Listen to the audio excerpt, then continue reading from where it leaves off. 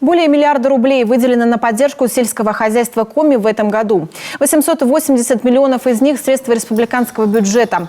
Почти треть от общей суммы, это почти 400 миллионов, пойдет на возмещение части затрат на производство и реализацию товарного молока.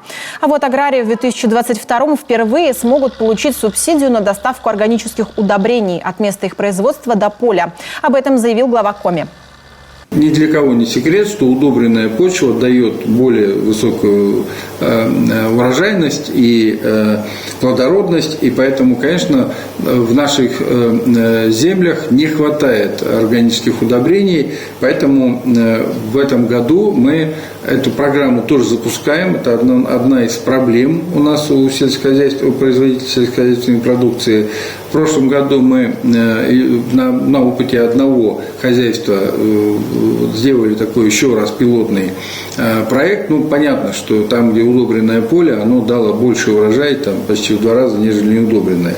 Вот, поэтому в этом году мы эту субсидию будем предоставлять сельхозпроизводителям, причем средства будут выделяться именно от места закупки удобрений до поля.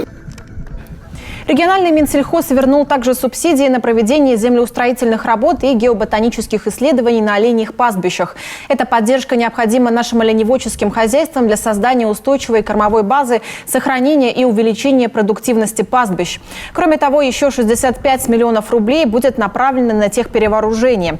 Это позволит просубсидировать приобретение более 100 единиц сельхозтехники и оборудования, закупленных и в предыдущие 2 года. Минсельхоз уже объявил о старте отбора заявок.